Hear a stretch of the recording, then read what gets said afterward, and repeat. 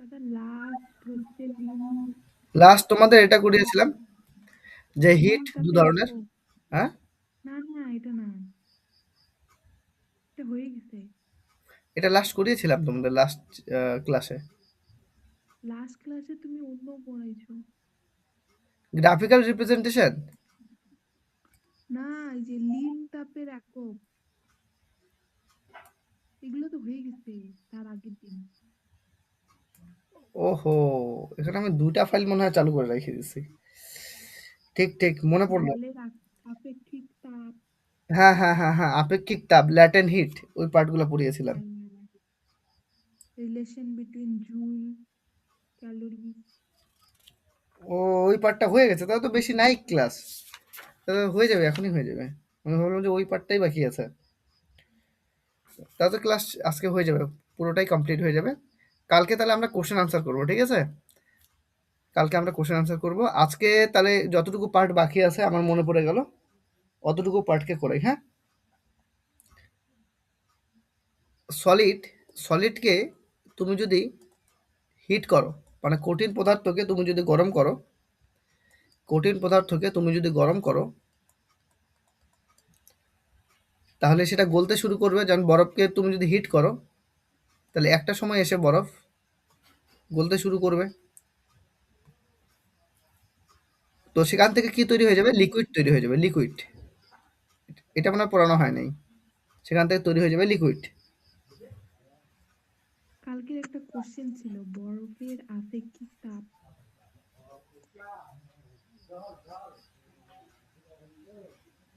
বরফের আপেক্ষিক তাপ হবে, না বরফের আপেক্ষিক তাপ না, বরফের আপেক্ষিক তাপ হচ্ছে জলের যে আপেক্ষিক তাপ হবে তার অর্ধেক হবে। কেন এটা পড়াই নেই? না ওটা বলছিল আজকে পড়াইতে।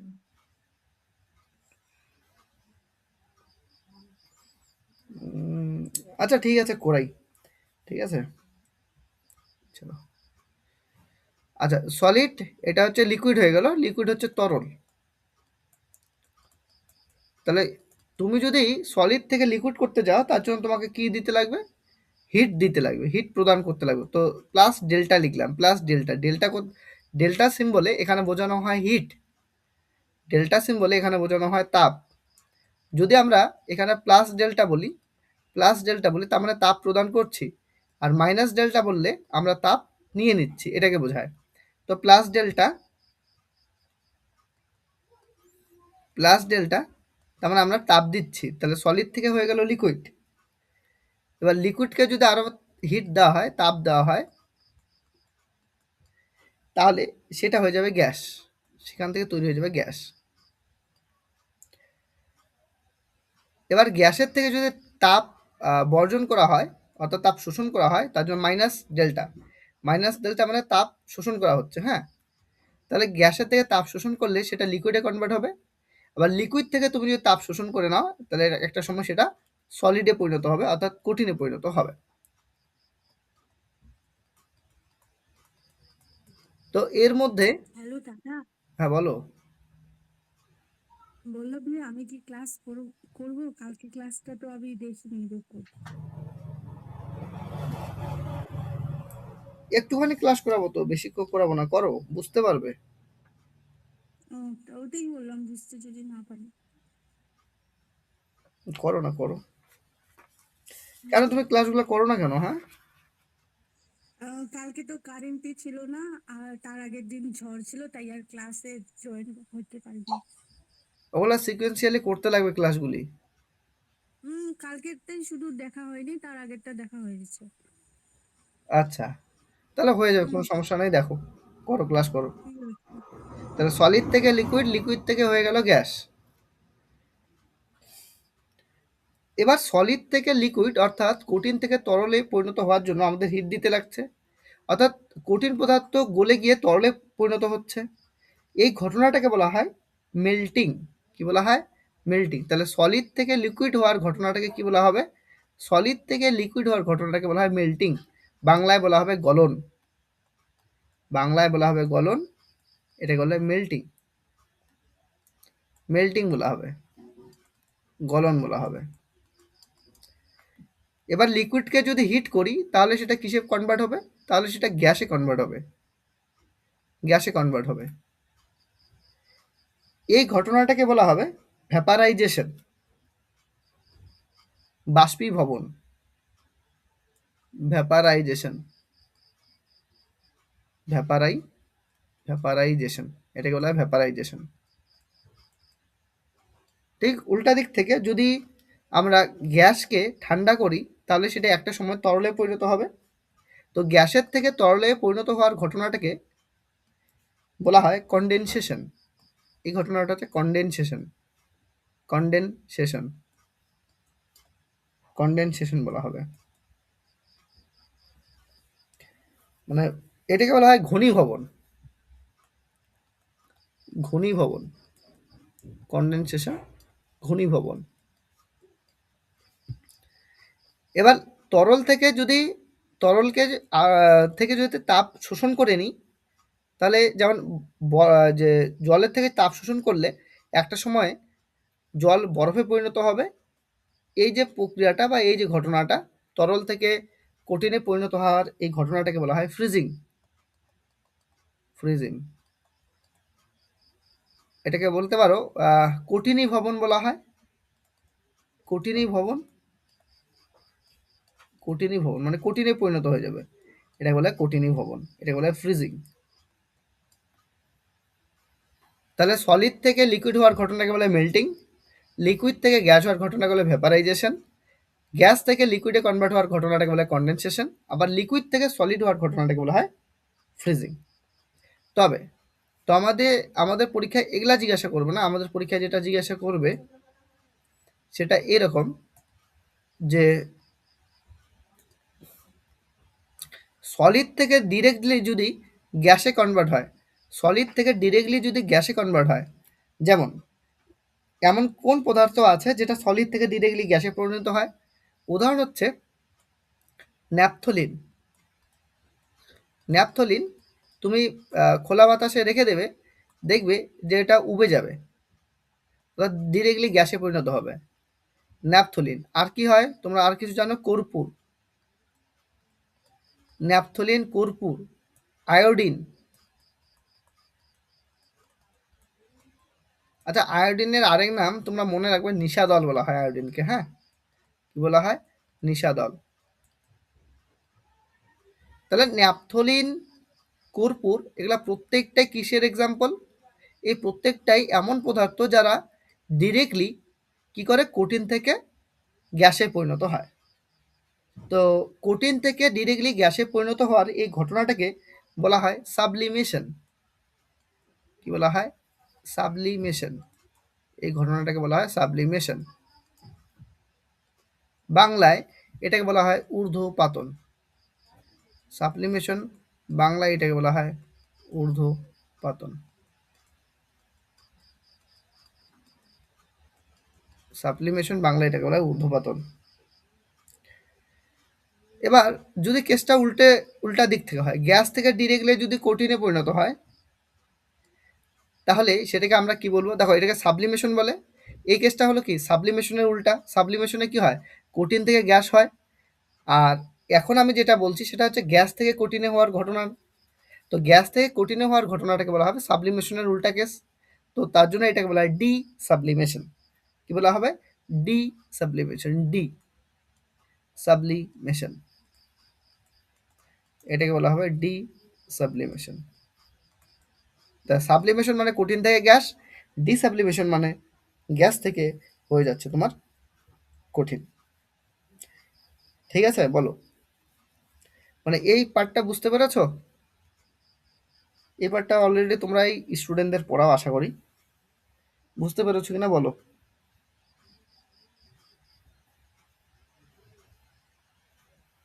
ঠিক আছে, পরে করাই। হুম। হুম, এটাকে স্ক্রিনশট দিয়ে নাও না হলে। ও পরে তো করবেই ক্লাস। দেখো,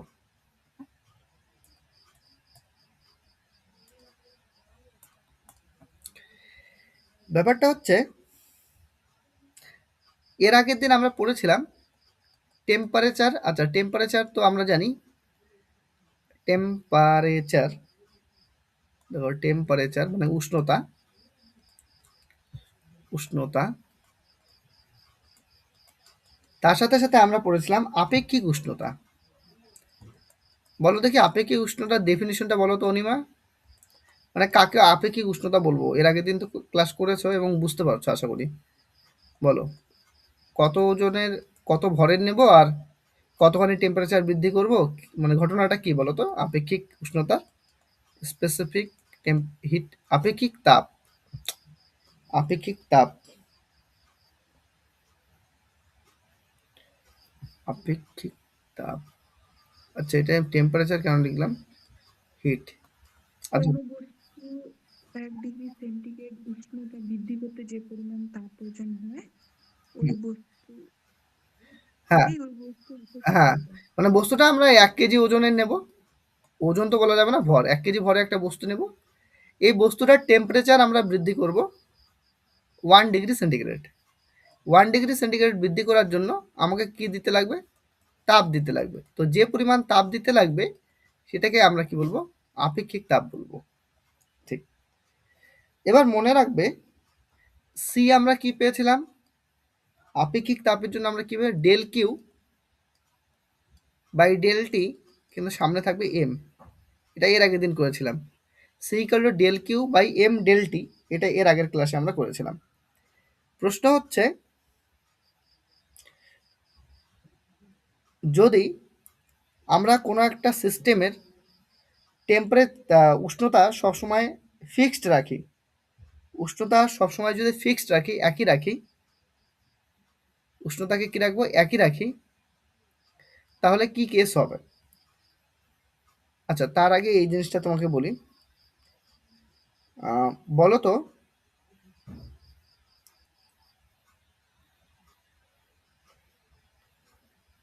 তুমি ডেরিভেটিভ করেছো না ইয়েতে? যখন কলেজে করেছিলে তখন ডেরিভেটিভ করেছো? ডেরিভেটিভ কিন্তু তোমাদের ছিল, ডেরিভেটিভ হ্যাঁ, করছি দাদা, বাট মনে ভুলে নাই তাই গেছি। তো? ঠিক আছে, সমস্যা নেই, মনে নেই তো সমস্যা নেই, আমি জাস্ট বলে দিচ্ছি। দেখো শোনো, তুমি যদি কোনো একটা কনস্ট্যান্ট টার্মের ডেরিভেটিভ করো, কনস্ট্যান্ট কনস্ট্যান্ট টার্মের যদি তুমি একটা ডেরিভেটিভ করো, তাহলে রেজাল্টটা কত হয়? তাহলে হচ্ছে রেজাল্টটা হচ্ছে জিরো হয়। কনস্ট্যান্ট টার্মের ডেরিভেটিভ করলে রেজাল্টটা কত হয়? জিরো হয়। কারণ ডি ডিটি অফ 5 যদি আমি বলি, তাহলে এই রেজাল্টটাকে আমরা কত লিখি? জিরো লিখি। এটা তোমার কি অ্যাটলিস্ট এতটুকু মনে আছে তো? ডিডিটি মানে মোট কথা হচ্ছে তুমি যদি ডেরিভেটিভ করো, কনস্ট্যান্ট টার্মের ডেরিভেটিভ করলে কত হয়? জিরো হয়।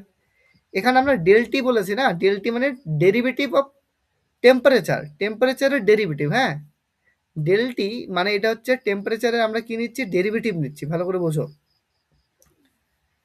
তো এক্ষেত্রে দেখো, তুমি যদি টেম্পারেচারটাকে সবসময় ফিক্সড রাখো, আমি বলছি টেম্পারেচারটাকে তুমি যদি কনস্ট্যান্ট রাখো, কনস্ট্যান্ট টেম্পারেচারটাকে তুমি যদি কনস্ট্যান্ট রাখো, ফিক্সড রাখো, এবার তুমি ডেল্টা ডেল ডেল সামনে নিয়েছো, ডেল্টা সামনে নিয়েছো, মানে তুমি ডেরিভেটিভ করছো, ডেরিভেটিভ করছো কার? কনস্ট্যান্ট টার্মে। তাহলে কেসটা কি হচ্ছে? তাহলে del Q by M del T, টিটা হচ্ছে একটা কনস্ট্যান্ট টার্ম। কেন কনস্ট্যান্ট টার্ম বলছি? মানে আমি বলতে চাচ্ছি যে টেম্পারেচারটা প্রথমে যা আছে পরও তাই রাখছো, টেম্পারেচারটাকে তুমি চেঞ্জ করছো না। সেক্ষেত্রে কি হবে? সেক্ষেত্রে সেটা ডেরিভেটিভ তুমি যদি করো, তাহলে রেজাল্টটা জিরো হয়ে যাবে। এবার কোনো নাম্বার বা যাই হোক, তাকে যদি জিরো দিয়ে ডিভাইড করা হয়, জিরো দিয়ে ডিভাইড করা হয়, তাহলে যে রেজাল্টটা আসে সেই রেজাল্টটা হচ্ছে ইনফাইনাইট রেজাল্ট আসে। ওই রেজাল্টটা কি আসবে? ইনফাইনাইট আসবে। ঠিক আছে, এই রেজাল্টটা হয়ে যাবে ইনফাইনাইট। তো ভালো করে বোঝো, আনডিফাইন বা এখানে তোমার যে বিষয়টা আমি বলতে চাচ্ছি, যদি টি কনস্ট্যান্ট হয়, টি কনস্ট্যান্ট হয় অর্থাৎ টেম্পারেচার কনস্ট্যান্ট হয়, সেক্ষেত্রে স্পেসিফিক যে হিটটা হবে, সেই স্পেসিফিক হিটের ভ্যালুটা ইনফাইনাইট হবে। এই হচ্ছে বক্তব্য। এইটাই তোমাকে মনে রাখতে লাগবে, কারণ এইটা টার্মের উপর থেকে কোশ্চেন পরীক্ষায় আসে। মানে এত এক্সপ্লেনেশন বুঝতে পারো না পারো মানে ঠিক আছে, বাট এটা তোমাকে মনে রাখতে হবে, টি কনস্ট্যান্ট হলে সি এর ভ্যালুটা কি হয়ে যাবে? ইনফাইনাইট হয়ে যাবে। এবার উল্টা কেস যদি আমরা নিই, উল্টা কেস কি নিই? যদি সি এর ভ্যালুকে জিরো করে দিই, যদি সি এর ভ্যালুকে এখানে আমরা জিরো করে দিই, ধরো এই ভ্যালুটা আমরা জিরো করে দিলাম,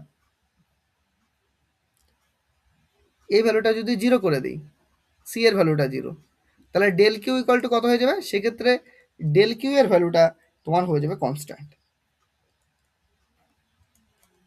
বুঝতে পারলে না তো? বোঝার দরকার নেই, শোনো, যেটা তোমাকে মনে রাখতে লাগবে সেটা আমি বলে দিচ্ছি।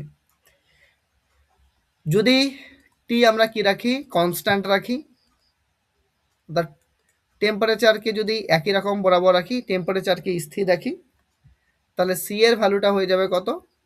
ইনফাইনাইট। আর যদি আমরা সি এর ভ্যালুকে জিরো করি, সি এর ভ্যালুকে যদি জিরো করি,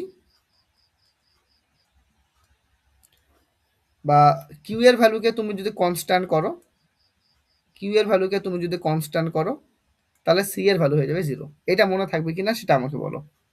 যদি টেম্পারেচারটাকে আমরা কনস্ট্যান্ট রাখি, মানে টেম্পারেচারটাকে যদি ফিক্স রাখি, তাহলে আপেক্ষিক তাপ সেটার ভ্যালু হয়ে যায় ইনফিনিটিভ। আর যদি হিটকে আমরা কনস্ট্যান্ট রাখি, তাহলে আপেক্ষিক তাপের ভ্যালু হয়ে যাবে জিরো। এটা মনে রাখতে পারবে কিনা সেটা আমাকে বলো।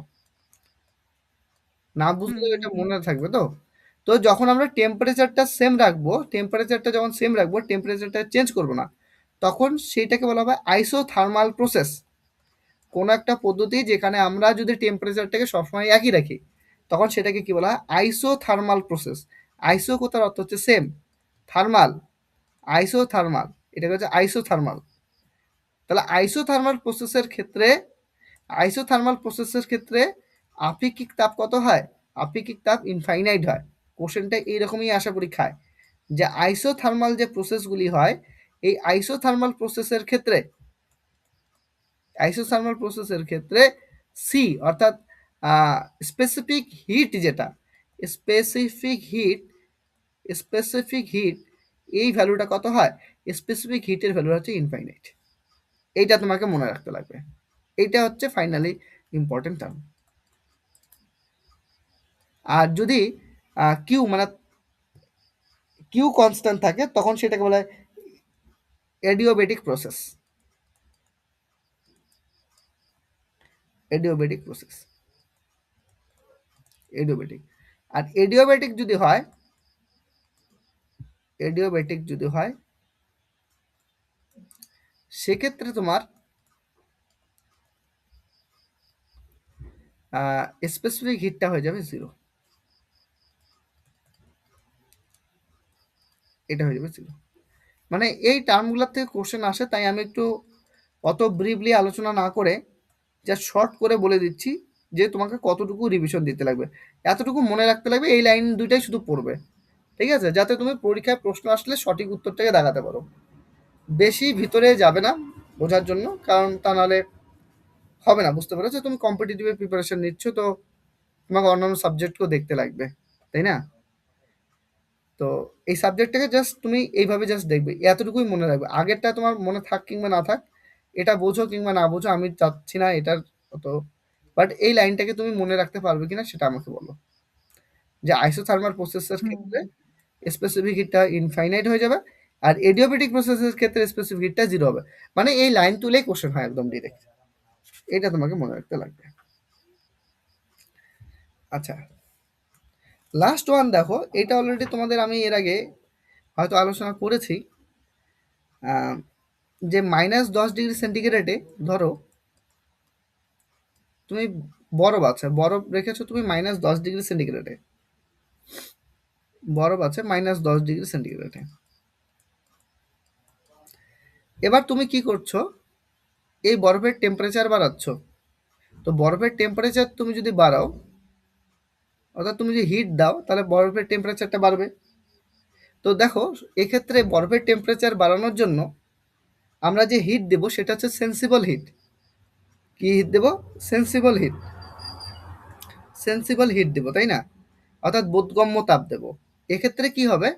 এর ক্ষেত্রে যেটা হবে, বরফ বরফ অবস্থাতেই থাকবে, জাস্ট তার টেম্পারেচারটা বাড়বে। আচ্ছা, -10 ডিগ্রি সেন্টিগ্রেডকে থেকে এটা টেম্পারেচার বাড়তে বাড়তে বাড়তে বাড়তে বরফের টেম্পারেচার হয়ে গেল হচ্ছে 0 ডিগ্রি সেন্টিগ্রেড। তাহলে বলো তো, এর আগের দিনের কনসেপ্ট অনুযায়ী আমরা কি বলতে পারি? এটা সেন্সিবল হিট দেওয়া হয়েছে তার মানে। কারণ কিসের পরিবর্তন ঘটে নাই? অবস্থার পরিবর্তন ঘটে নাই, শুধুমাত্র আমরা কিসের পরিবর্তন ঘটিয়েছি? টেম্পারেচারের পরিবর্তন, মানে অবস্থার পরিবর্তন ঘটায় নাই, শুধুমাত্র আমরা টেম্পারেচারের পরিবর্তন ঘটিয়েছি। এটা হচ্ছে বি, ধরো এটা বি, এটা হচ্ছে এ। এবার তুমি কি করলে, এবার তুমি আবার হিট করছো, তো সেক্ষেত্রে কি হবে, হিট করছো তো এবার 0 ডিগ্রি সেন্টিগ্রেড উষ্ণতার বরফকে তুমি যদি হিট করো, এবার বরফ বরফ ফরম্যাটে থাকবে না, সেটা গলতে শুরু করবে, সে জলে পরিণত হওয়া শুরু করবে। এবার একবারে পুরো বরফটা গলে জলে পরিণত হবে না, খানিকটা খানিকটা করে বরফ গলে গলে জলে পরিণত হবে। তো যখন বরফ গলে জলে পরিণত হবে, ঠিক ওই সময়ে টেম্পারেচার বৃদ্ধি পাবে না, শুধুমাত্র অবস্থার পরিবর্তন ঘটবে। অর্থাৎ বরফ থেকে কি হবে, জল হবে। অবস্থার পরিবর্তন হচ্ছে, কিন্তু টেম্পারেচারে কোনো পরিবর্তন হচ্ছে না। তার মানে কি, 0 ডিগ্রি সেন্টিগ্রেড উষ্ণতায় বরফ আছে, এখানে যে জল আমরা পাবো 0 ডিগ্রি সেন্টিগ্রেড উষ্ণতারই জল আমরা পাবো। তো এইভাবেই পুরো বরফটা একটা সময় গলে কিসে পরিণত হবে, জলে পরিণত হবে। তো এক্ষেত্রে যে আমরা হিটটা ব্যবহার করছি, সেই হিটটা হচ্ছে ল্যাটেন্ট হিট। এখানে যে হিট তুমি দিচ্ছ, এই হিটটা হচ্ছে ল্যাটেন্ট হিট। তার মানে ল্যাটেন্ট হিট কোনটা, যে হিট অবস্থার পরিবর্তন ঘটানোর জন্য কাজে দেবে, কিন্তু উষ্ণতার কোনো পরিবর্তন ঘটাবে না, সেটা হচ্ছে ল্যাটেন্ট হিট। ঠিক, এটা এর আগের দিন ডিটেল আলোচনা করেছি। তাহলে এখানে কেন আলোচনা করছি, কারণ এখানে আমরা গ্রাফ ড্র করবো, গ্রাফ। এবার দেখো, এবার 0 ডিগ্রি সেন্টিগ্রেড উষ্ণতার বরফ আছে, জল আছে। এবার এটাকে তুমি যদি আরো হিট করো, তাহলে 0 ডিগ্রি সেন্টিগ্রেড উষ্ণতার জলের টেম্পারেচার বাড়তে থাকবে। 0 থেকে বেড়ে 1 2 3 4 করতে করতে ধরো এটার টেম্পারেচার বেড়ে হয়ে গেল 100 ডিগ্রি সেন্টিগ্রেড। এটার টেম্পারেচার বেড়ে কত হয়ে গেল, এটার টেম্পারেচার বেড়ে হয়ে গেল হচ্ছে 100 ডিগ্রি সেন্টিগ্রেড। এটার টেম্পারেচার বেড়ে হলো 100 ডিগ্রি সেন্টিগ্রেড। তো এটা ডি। তো এখানে যে তুমি হিটটা প্রদান করছো, সেই হিট শুধুমাত্র টেম্পারেচার বৃদ্ধির জন্য কাজে লাগছে, অবস্থার কোনো পরিবর্তন ঘটাচ্ছে না। তার জন্য এই হিটটা হচ্ছে সেন্সেবল হিট, অর্থাৎ বোধগম্য তাপ। আবার তুমি হিট দিচ্ছ, এবার 100 ডিগ্রি সেন্টিগ্রেড উষ্ণতার জল আছে, এটাকে তুমি হিট দিচ্ছ।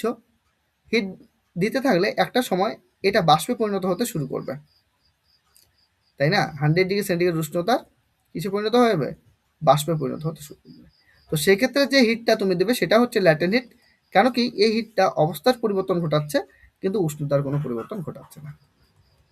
এবার এটার উপর বেস করে আমরা যেটা ড্র করব, সেটা হচ্ছে গ্রাফ। গ্রাফটাকে ঠিকঠাক করে দেখবে, গ্রাফটাকে ঠিকঠাক করে দেখবে।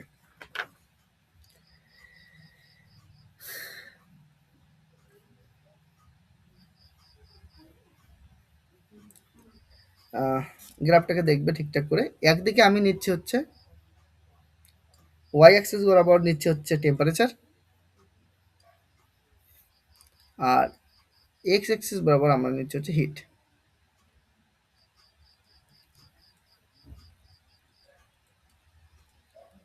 এই দিকটা নিচ্ছে টেম্পারেচার।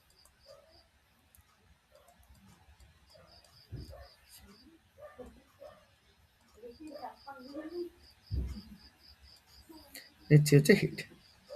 তো প্রথমে আমরা টেম্পারেচার নিচ্ছি -10 ডিগ্রি সেন্টিগ্রেড। এখানে আমরা টেম্পারেচার নিলাম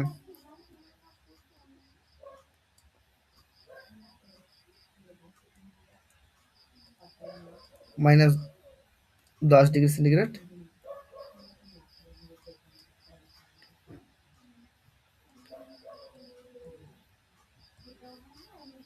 জিরো ডিগ্রি সেন্টিগ্রেড,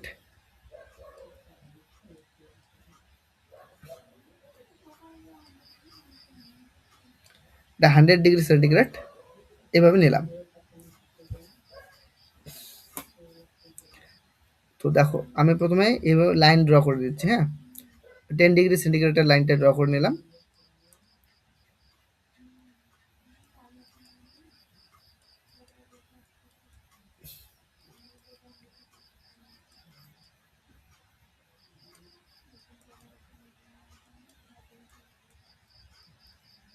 এটা 100 ডিগ্রি সেন্টিগ্রেড লাইন ড্র করলাম।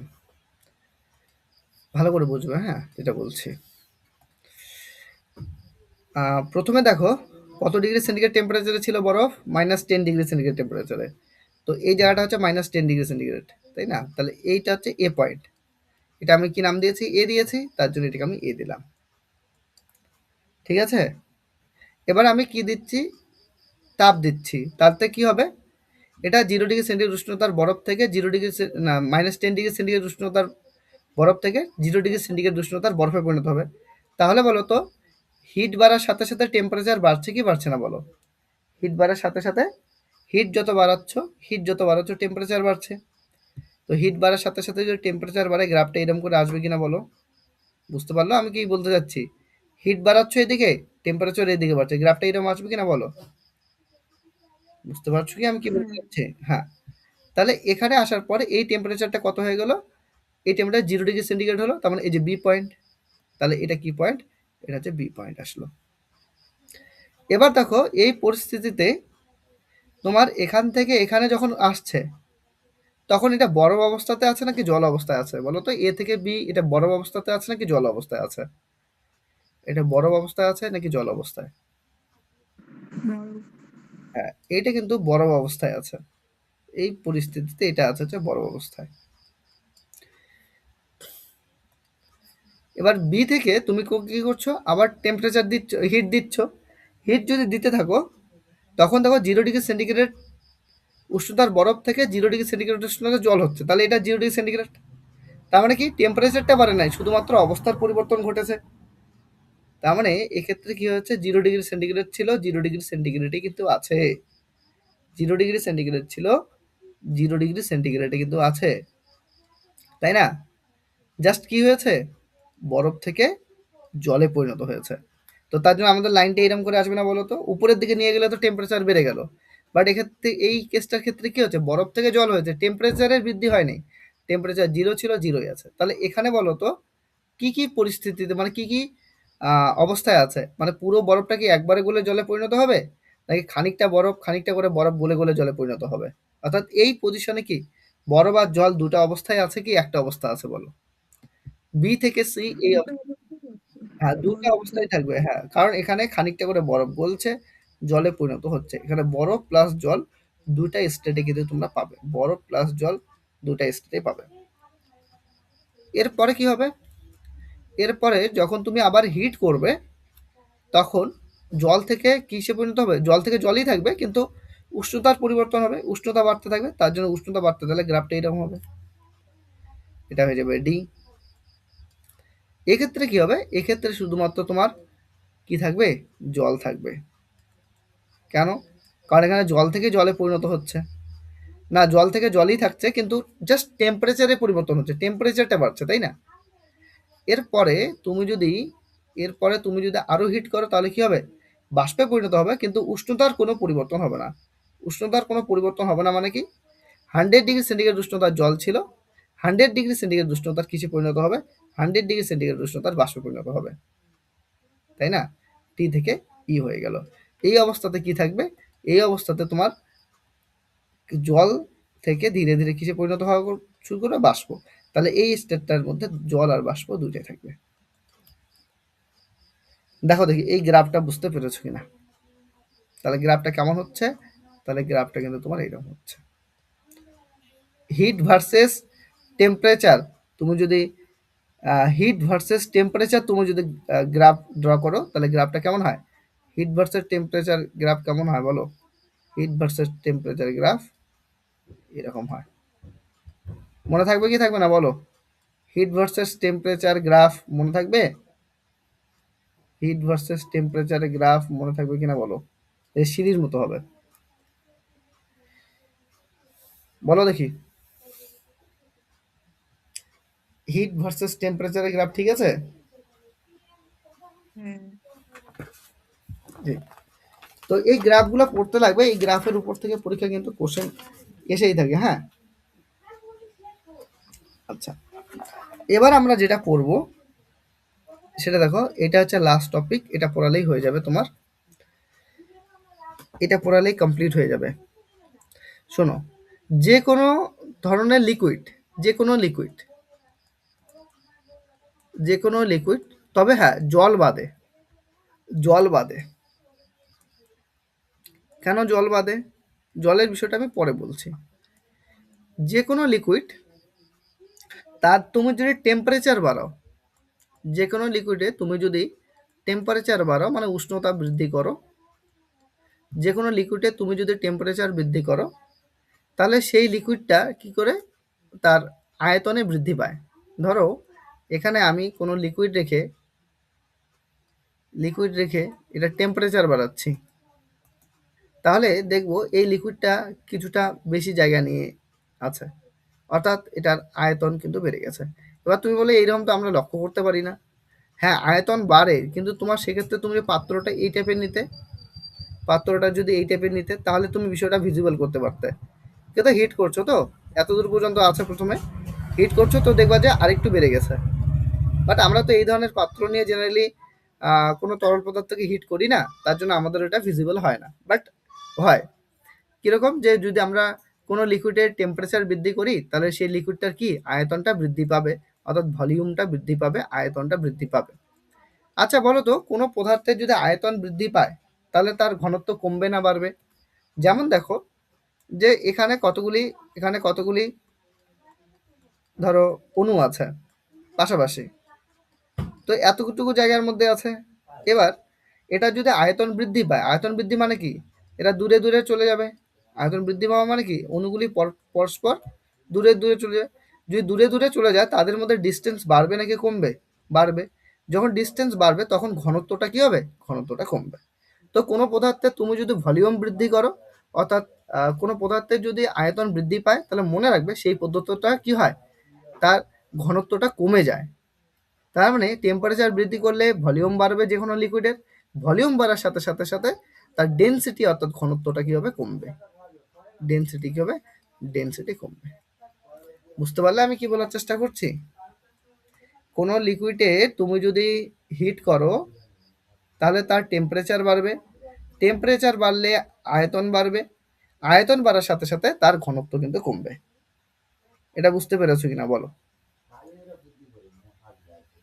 হুম। এবার যদি আমরা জলের ক্ষেত্রে কেসটাকে দেখি, জলের ক্ষেত্রে কেসটা কিরকম হবে?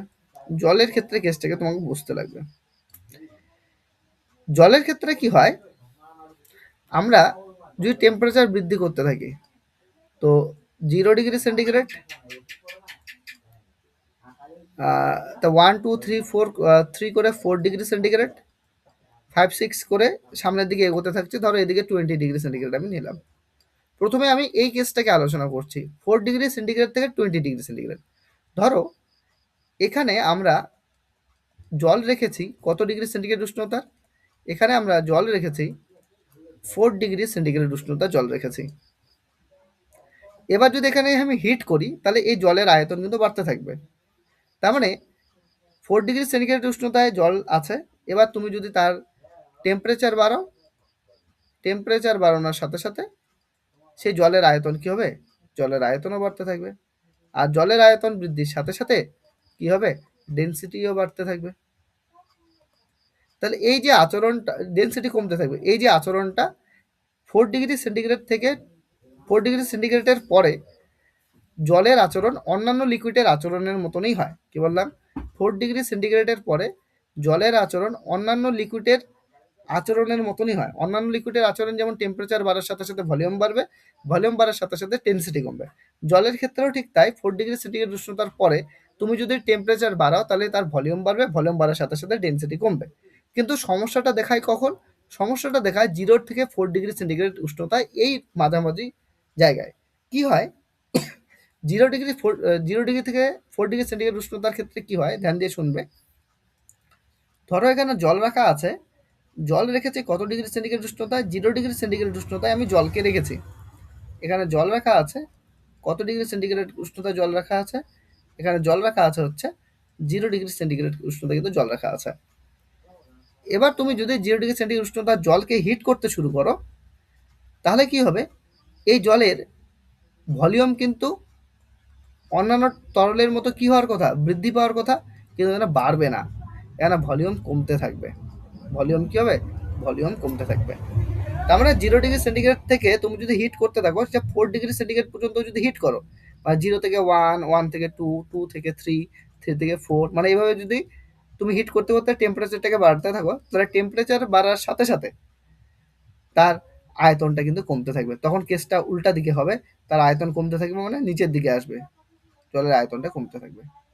আর আয়তন কমতে থাকার মানে কি, আয়তন বাড়লে যেমন ডেনসিটি কমে, ঠিক একইরকমভাবে আয়তন যদি কমে, মানে আগে দূরে দূরে ছড়িয়ে ছিল অণুগুলি, জলের অণুগুলি দূরে দূরে ছড়িয়ে ছিল, পরে আয়তন কমছে মানে কি, জলের অণু সংখ্যা তো সেমই আছে কিন্তু কাছাকাছি চলে আসছে, কাছাকাছি আসলে কি হয়ে যাবে, ঘনত্বটা বাড়বে।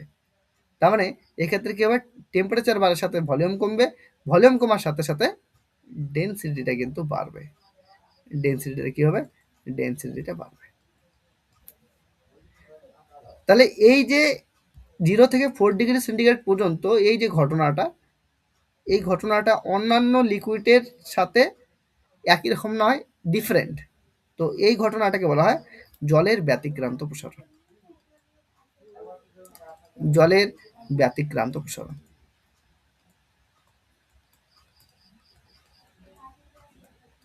তাহলে বলো, জলের ব্যতিক্রান্ত প্রসারণ কত থেকে কত টেম্পারেচারের মধ্যে দেখা যায় বলো? জলের ব্যতিক্রান্ত প্রসারণ কত থেকে কত টেম্পারেচারের মধ্যে দেখা যায়?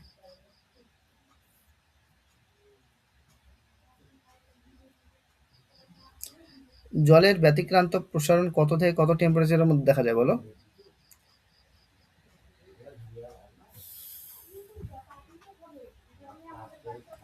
হ্যালো,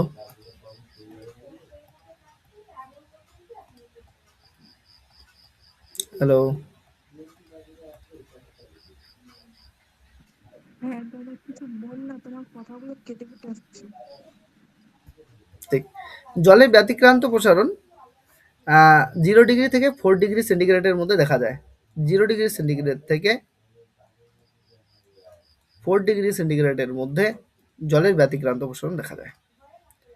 এবার দেখো, তুমি টেম্পারেচার বাড়াচ্ছ, ভলিউম কমছে, ডেনসিটি বাড়ছে, তো বাড়তে বাড়তে হাইয়েস্ট 4 ডিগ্রি সেন্টিগ্রেড উষ্ণতায় এসে কি হয়, ভলিউমটা হয় সর্বনিম্ন, এটা মনে রাখতে লাগবে, ভলিউমটা হয় যে মিনিমাম, 4 ডিগ্রি সেন্টিগ্রেডে হয় ভলিউমটা মিনিমাম, অর্থাৎ সর্বনিম্ন হয় আয়তন, কিন্তু ডেনসিটি যেটা হয় অর্থাৎ ঘনত্ব যেটা হয়, ঘনত্বটা হয় সর্বোচ্চ, ম্যাক্সিমাম। তো এটা অনেক সময় পরীক্ষায় জিজ্ঞাসা করে, কোন উষ্ণতায় জলের ঘনত্ব সর্বাধিক, কোন উষ্ণতায় জলের ঘনত্ব সর্বাধিক, অনেক সময় এই প্রশ্নটা করে, কোন উষ্ণতায়, কোন উষ্ণতায় জলের ঘনত্ব সর্বাধিক, কোন উষ্ণতায় জলের ঘনত্ব সর্বাধিক।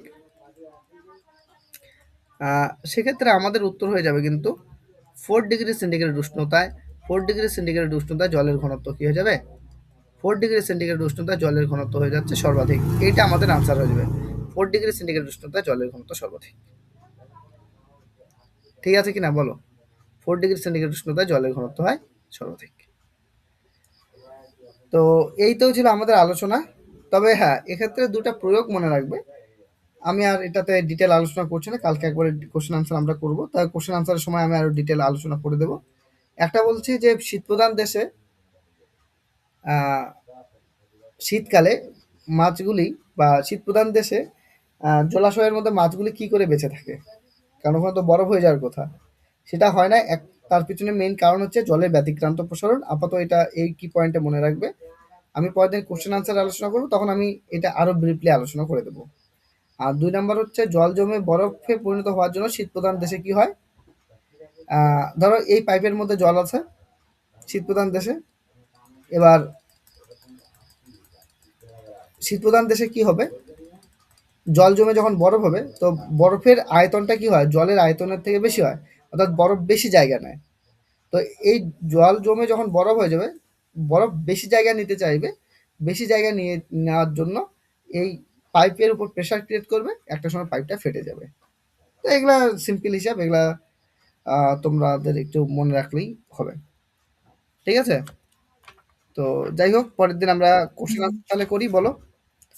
নেক্সট ডে আমরা কোশ্চেন আনসার করবো, ঠিক আছে? তাহলে এই পার্টটা আমাদের শেষ হয়ে যাবে, আর নেই, যা পড়ালাম এটাই।